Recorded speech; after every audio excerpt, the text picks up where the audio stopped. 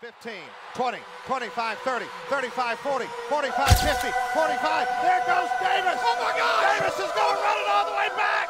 Auburn's going to win the football. What's up, kinfolk? Bubba and the old man back here with another video. It's a great game yesterday. We're recording this Sunday night. Yeah, because Bubba had to work Saturday night. Yeah, I had to work Saturday night. I couldn't watch the video. I couldn't watch the game until I got home. But I went to a distillery, had a great time. If any of y'all out there would like to know, Dread River Distillery, it's a great time. Got great food, good alcohol. Y'all go check that out.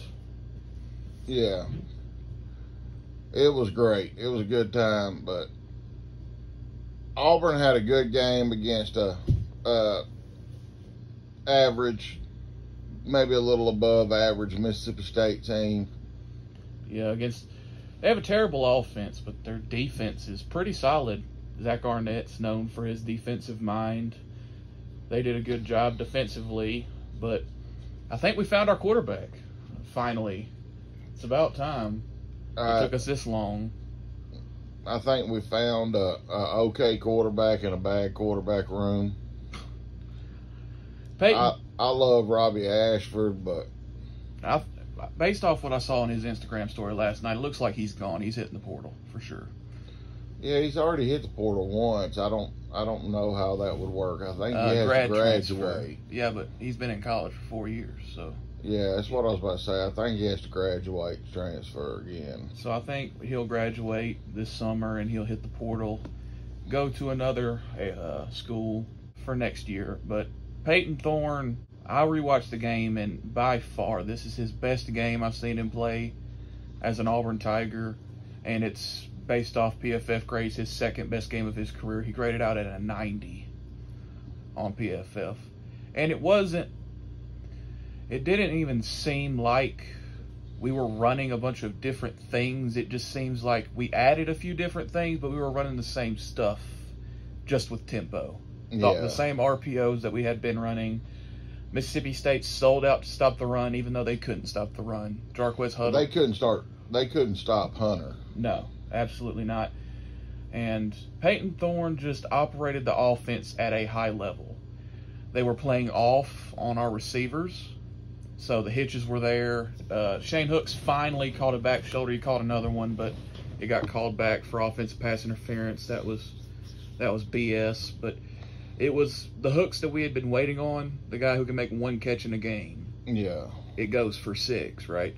And the biggest standout along the offensive line was definitely Connor Lew. That was the first touchdown, wasn't it? Yeah, I think the first touchdown was the Shane Hooks. Yeah, I think it was. That's where the DB grabbed his ankle and he stretched in the end zone. Yep, and he got face masked. Yeah, that was first touchdown. Yeah, I mean, Shane Hooks looked like a grown man on that play. He loafed less, but I still saw some loafs out there. That is very discouraging, man. Play every single play like you're going to get the football, especially in this offense. But the RPO mix was great. It was a very well-called game, but I think a lot of it was Hugh Freeze.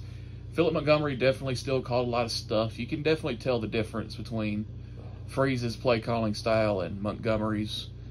But the drop-back game was probably the most impressive and what was added to the most. We got a lot more creative, especially with the tempo stuff, and we had 11 different receivers catch passes yesterday. That's amazing. That's great. Yep, Valdo had 4 catches yesterday. Got to get him involved every game. Yeah. Keep him involved. I found it interesting. A thing popped up on the screen during the game, and apparently Fairweather is getting looked at as an H-back/fullback at the next level, which is weird considering he's not the best blocker. Yeah. Definitely not the best blocker. The second half is what everybody's talking about, and the tempo was a lot slower because we had terrible field position for a lot of it. Right. We got backed up deep. Puckett caught a pick back there. And I think that made the 17th straight game Auburn's got an turnover. Yeah, that was what the announcers said, and that's impressive. I did not realize we had 17 straight games with a turnover. That just shows our defense makes plays for sure. But the people are talking about the tempo. It was a lot slower in the second half. Number one, because of poor field position, and number two, because our defense started getting gashed. Yeah. We only rotate 4 or 5 defensive linemen. That's all we got. Yeah. Guys like Darren Reed, and I guess they're not ready. Quintrell Jamison Travis, I guess, he got here late, and I guess he's not picking up the defense or whatever. There's a lot of guys along that defensive line. Wilkie Denard, I guess he's not ready. So we're very thin there. And it showed a lot in the second half when those snaps started to pile up. And it's exactly what Hugh Freeze has been talking about all year with the lack of tempo. You go tempo, you got a lot less guys on your defense that can play. Right. So I think that was why we slowed down in the second half. And also, Mississippi State is not explosive enough offensively to catch back up when they're down 21. Not without the great Mike Leach, mate. Rest in peace. Yep, and they didn't have Will Rogers either, and he's not necessarily having the greatest year. But, defense played okay, for sure. It was a bad offense we were going up against. But this is the defense we've had all year. They'll give up big plays, but they'll also make big plays, force turnovers, get big-time stops when they need to. They're not us from 2017, where it was just straight clamps. You weren't getting past the 50 if you weren't one of the best offenses in the country. Our defense is going to be what it's been. It's no matter who the head coach is, the defense has always been our calling card. Unless it's Harsin. This year, the defense has been the strong point through the first few weeks, and hopefully the next game they'll, again, do their job. The offense can pick it up and do their job, right? And hopefully we can do it for 4 quarters next week and keep that explosion up that we had through the first couple quarters. Right. I think we're making do with the best of a bad situation, and the defense is going to do what the defense does. I mean, it's been this way all year under Hugh Freeze. Give up some big plays, but when they get in the red zone, clamp them down. Yep. Not give up touchdowns, give up field goals. And I think a big addition for the defense has been getting Austin Keys back, and another huge addition has been getting Keontae Scott back. Definitely Keontae Scott is a massive help to this defense. Yeah, it allows us to move both guys around. Sometimes they'll each take reps at safety. We saw Donovan Kaufman getting reps at safety. Just a way to get them both on the field at the same time. And, having them both is massive, because we saw without Keontae against Georgia, Donovan Kaufman was soloed up a lot with Brock Bowers, and he was having to stay in coverage a lot more.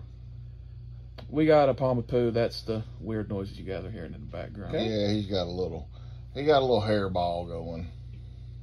You okay? But yeah, you don't want Donovan Kaufman being in coverage for 4 quarters. He's too dynamic to just stick him out there. And having Keontae back, who's the do-it-all type of guy, yes, it's massive. And he was clamping up yesterday, outside of 1 touchdown he gave up. It was a very positive sign from the offense yesterday. Yeah, you got to win the games you're supposed to win. Yeah, and having Thorne not looking over his shoulder at Robbie the entire game helped tremendously. And the War Report said it best. I mean, he played pissed off yesterday. He played like he wanted the damn job, because they made a good point.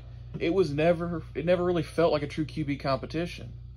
This was the first time in his career he's had to actually, compete for the job, and he went out there, and apparently Hugh and Monty and Ken Austin pushed the right buttons, and he played like a pissed off guy, and he did the job, and he let the deep ball go, and he stopped being so conservative. Yes. You gotta quit being so conservative. You gotta quit holding on to the ball and taking sacks. Yes. I understand the bad stats go against you. The picks go against you. But drop back, throw the ball where it's supposed to be, and let the receiver do his job. Yep, and when you give them opportunities, there's more of an opportunity to make plays. The best part about it was grip it, rip it, don't think. When you drop back and you have the ball in your hands, go through your reads, don't think. He was clearly overthinking it against A&M and Ole Miss and LSU and Georgia. You know, give your guys an opportunity, because that'll not only gain your confidence, but it'll help with their confidence. You know, and they played a lot harder yesterday when they started noticing they were getting the football. You know, and Hugh Freeze taking the damn shackles off of him and letting him take opportunities and letting this offense do what it's supposed to do and run with tempo, that helped too. Right. Run your shit.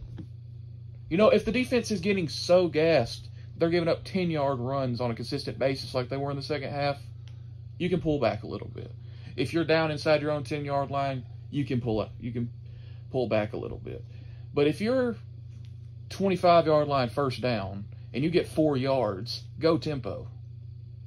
No doubt. I agree. Now, if you're behind the chains, you obviously don't want to go tempo, and that happened a couple times. But if it's first down and you get 5 yards, don't run the damn clock down to 8 seconds. Yeah, I agree. You know, I wholeheartedly agree. This team, this offense looks better when they run tempo. Absolutely. Way better. And we've seen it all year when we go tempo at the end of games. I agree wholeheartedly. This offense and this team looks better when they run with tempo.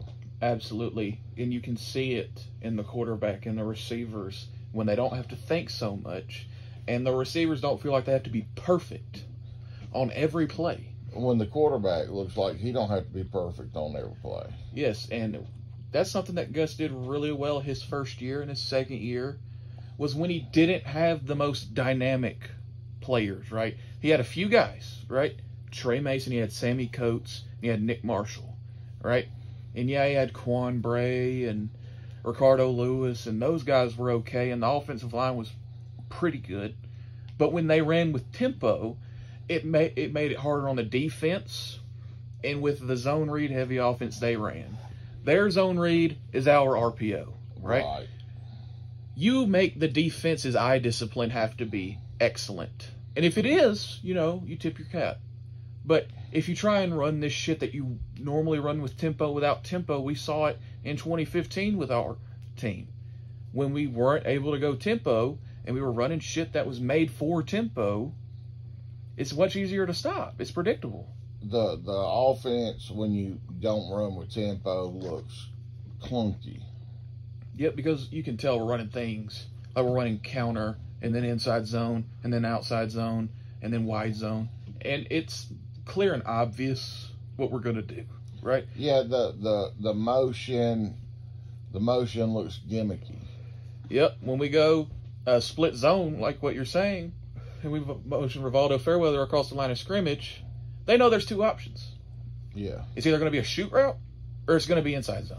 That's the only two plays we run out of that. But when you go tempo, they have less time to think about it. And then, you know, you bring that motion in, and they're still trying to get themselves set, get the call in, and know what they're supposed to do. It's a lot better. Right. You know? And it's so much better for tempo when you don't substitute. Because if you substitute, you give the defense time to substitute, right? Right. And that is why the quarterback rotation sucked ass. Not only because let's just avoid the fact that it's never worked for any team that has ever tried to do it since the 70s with the Cowboys and Roger Staubach, right? Even, you know, the Chris Leak, Tim Tebow, that was not a true 2 QB system. No, they bring in Tim Tebow to run people's ass over on 3rd and 1 and goal line, yep. But they let Chris Leak run the show. Yes, in between the 20s. So, I loved the way we deployed Peyton yesterday, because it seemed like, and I think they were talking about it, Hugh Freeze said, you got to step up. You know, I'm going to send you out there. I'm going to give you the full offense. Show me why you've been bitching so much about your playing time. And he went out there and he did his job. Good. And he did it. And, you know, he's Good still... for him. That's what he should have done.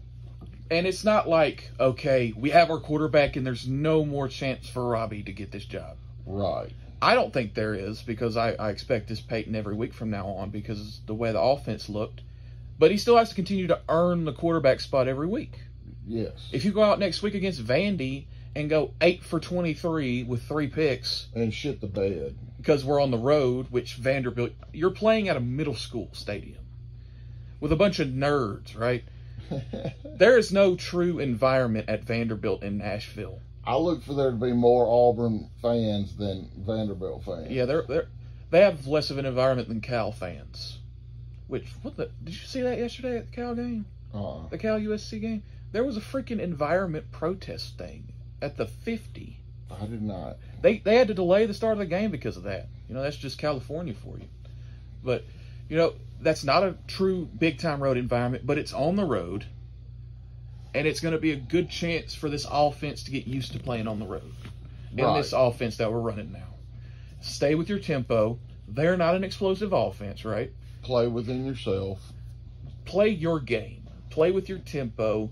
Go out there, whoop ass, and get ready for Arkansas. Because that's going to be a much tougher test than what we're seeing at Vandy. 100%. Right? And even though Arkansas has looked terrible, and they just fired their offensive coordinator, and T. Will is a phenomenal defensive mind. I mean, he's doing a great job with what they have there. I mean, better defense than what Mississippi State has even. Right. And he's dialing it up there. Shout out to T. Will. Harson's a dumbass for letting him go. Still can't believe that. But, you go out here, you get this road test, you get it under your belt, build some confidence, head into Fayetteville, ready to whoop some tail. Yes. Yeah, I'm really excited for that one. I'm scheduled to work that day, of course, Yeah, we both are. because my job sucks. But, I'm going to be excited to watch that game at midnight, too, when I get off work. But, I mean, shout out to Peyton. He played his tail off, You still got to continue to show this every week, though. Don't think that... Yeah, but the same Jarquez needs to show up every week, too. Hurdle people. Not necessarily just hurdling. I mean... I want to hurdle every week. It's a weekly requirement. Run angry. And he ran angry yesterday.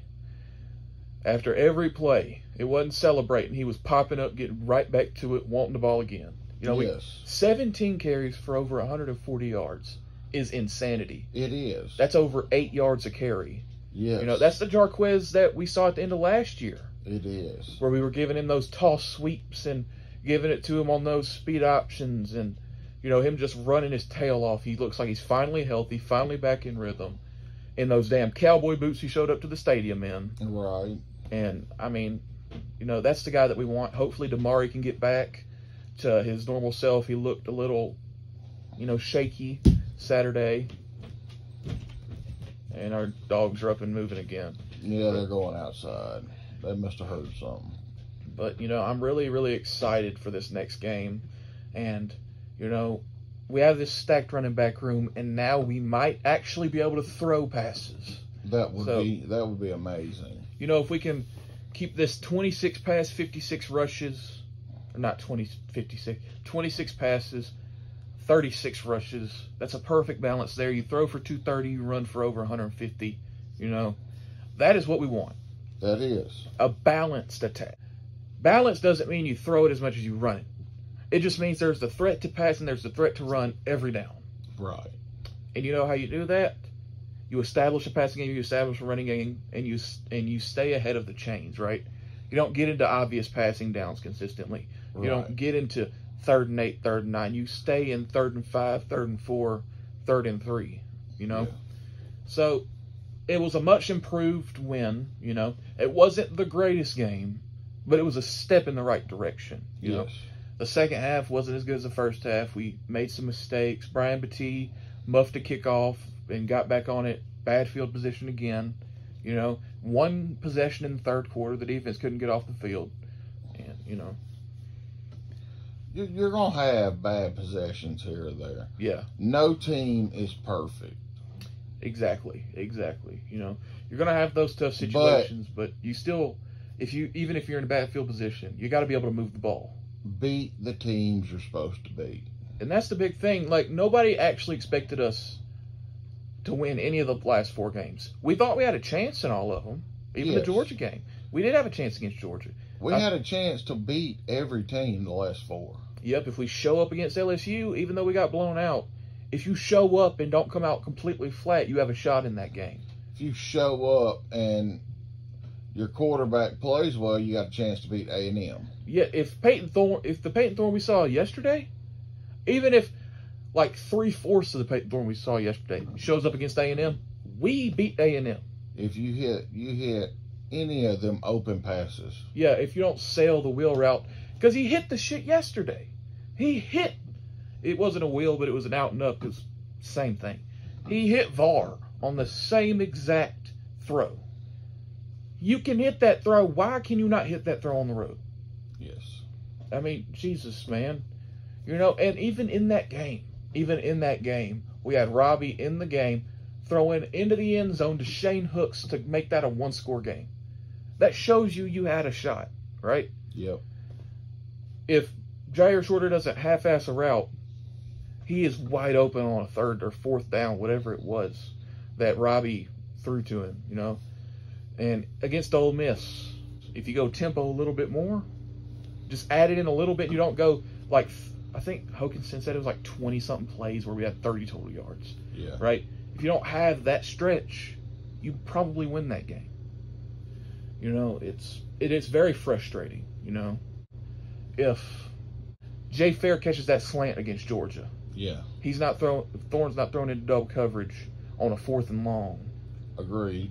Yeah, so we have a shot in that game, and it's these little things where we could easily be at least 5-3 right now. We could have gotten one of those 4, but we're sitting where we thought we would be, 4-4.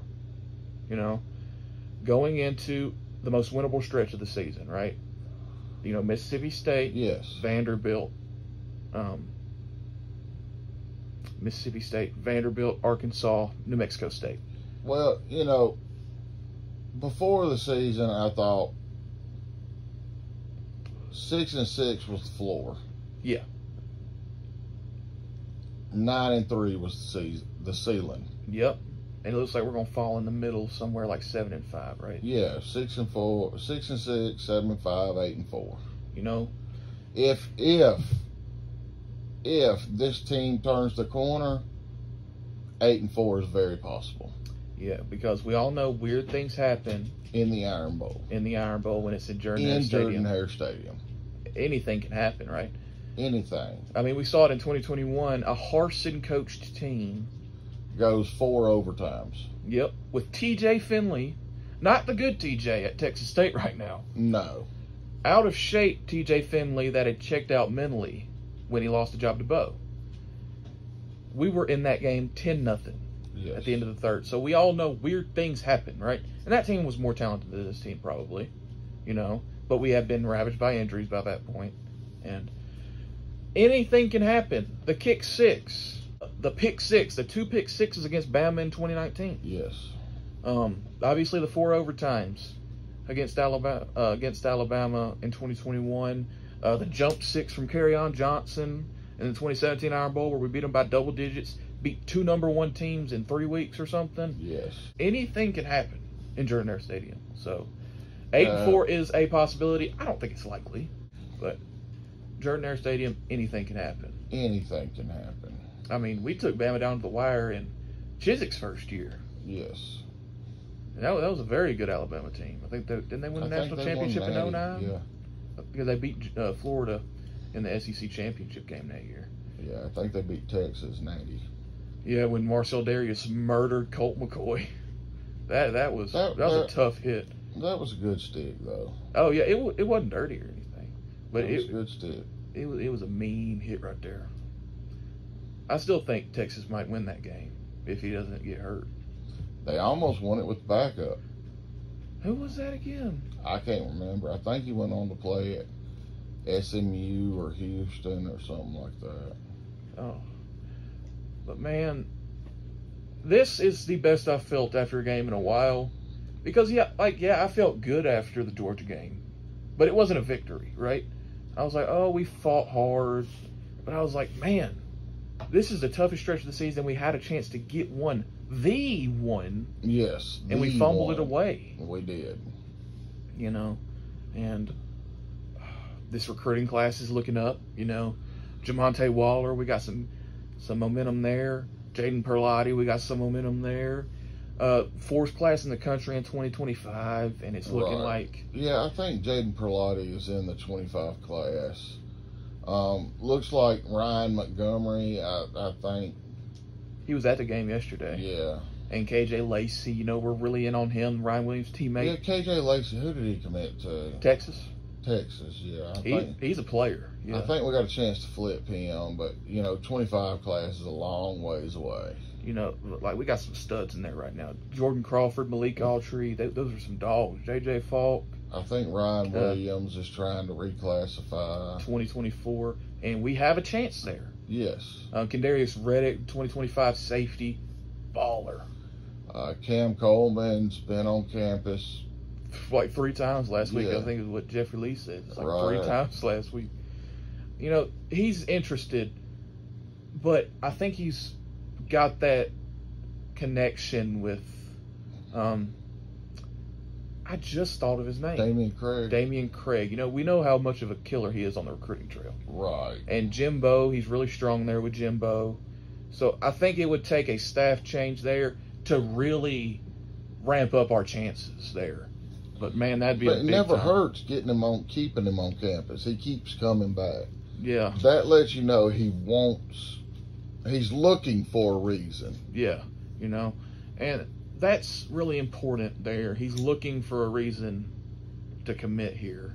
You know, and I think yesterday was a big step in the right direction. He wasn't there, but I'm hoping he saw it. You know, we aired it out. And I'm just saying this is like not very realistic. But if we can keep Perry, get Cam, Ryan Williams. Yes, if he reclassifies. Bryce Kane and Malcolm Simmons too. Oh, that would be. I think Walker White posted it. I think it was Perry, Ryan, Bryce Kane, Malcolm Simmons, Cam. Let's go 5 wide. Every play. Yes, dude. Walker. You know he's in comparison to Tim Tebow. Yeah, that's cool. Yeah, that's pretty cool, man. He's built kind of like Tim. You know, I don't know if he can have the success Tim had. I think he's got a better arm. Oh, he's definitely got a better arm. And he ain't as much of a tank as Tim was. Tim Tebow was a fullback playing quarterback. No doubt. He was Peyton Hillis that could throw a little bit. Right. Yeah. You know, but, I mean, if we get one of Cam or Ryan Williams, bro, lock it in. Next year, we're going to have a 3,500-yard passer. They're all going to start. That would be amazing. I don't see anybody on this roster right now that would start over Perry, Cam, or Ryan Williams. Right. I don't either. Ryan Williams, at like 18 years old, 17 years old next year, at the high school level, has been an elite separator. You know, I think he's about 6'1" or so. You know, he's really clean route runner, got really good hands, and Got there's really a reason. good speed. And there's a reason. I think he's like He might be the #3 player in the country in 25. #1 receiver. You know, and if he reclassifies, he'll still probably be top 20 player ranked. He'll at least be a top 32 player. Oh yeah, bare minimum, he's still a 5-star, right? And you know, we definitely have a shot there. It's us and Alabama, pretty much. Yeah, and he keeps coming back to Auburn, which his dad played at Auburn, so there's a lot working in Auburn's favor there. But at the same time, you know, you just need playmakers. I don't care where you get them from. Yeah, you know, we got some tight ends we're going in on. Michael Smith, I think is his name. Yeah. Committed to SC. He's a big-time tight end. Kylan Fox, UCF tight end, big-time guy. Amir Jackson, Florida commit, big-time tight end. So, you know, Caleb Odom, I don't think there's much of a shot there. He's committed to Bama, and I think he's going to stick with Bama. But you need to get some weapons for sure. But if nothing else, they're all listening. Yeah. And the 3 receivers we have committed right now are big-time guys, I believe. They're good. They're all 3 good. And Perry's elite. Right. You know, Perry's a big-time guy. You know, A.J. Brown has been one of his comparisons. He's been compared to Julio, which would be phenomenal. I don't know if I see. Yeah, I don't see. Julio, for about 10 years, there was probably the best receiver in the NFL. Yeah, him and Megatron were at the top, but I don't know about their play styles really being similar. I see more A.J. Brown, you know. Yeah.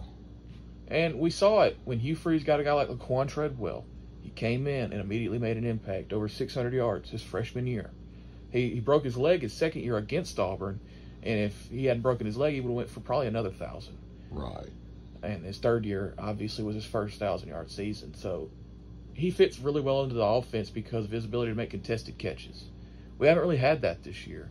A guy who could consistently make the back shoulder catches. Rivaldo Fairweather, he hasn't consistently been lined up out there to make the back shoulder catches. He's been more of a jump ball guy. Right. And, you know, yesterday we showed what we can do when we can make contested catches. When we take the handcuffs off. And Cam Coleman is one of the best jump ball receivers I've seen coming out of high school. I mean, dude is a ladder, an actual ladder. With really good speed. Yeah, he's got really good speed, especially for his size, right? And, you know, he's not a guy that's going to create a ton of separation. No. That's not what he's been brought in to do, though. No. You know, similarly to a guy like Mike Evans, go up and make the play. Go up and make the catch. You don't have to get 1.5 yards of separation. I don't need you to. I need you to catch all these 50-50 balls. Right. Right? And, you know, with him, 50-50 balls are 70-30 balls. Yes. He'd be a big get, or Ryan Williams. I'd take either. All of them. I want all of them, definitely. And I want Derek Smith in 2025. Yes. I want all the wide receivers. Give them all to me. And I want all the elite defenders. Yep. I want Naeem Offord, the 5-star corner that, you know, we're in a really good spot with. I want Jeremiah Beeman, the 2024 defensive lineman, committed to Alabama. You know, we got a shot to flip that guy. I want Jamonte Waller. You know, we got a bunch of really good guys like TJ Lindsey. That's an NFL guy. Yeah. You know, Malik Blockton's been going off this year. Bama is pushing for him right now. And he's locked in. He's a 3-star. But, you know, my whole take on the star evaluation is it doesn't matter what they done in high school when they step onto a college campus. And I like that, you know. You know, Keldrick Falk earned his reps. And he got them. You know, Kaden Lee wasn't playing the greatest. Nehemiah Pritchett came back, took his job. Yeah. You know?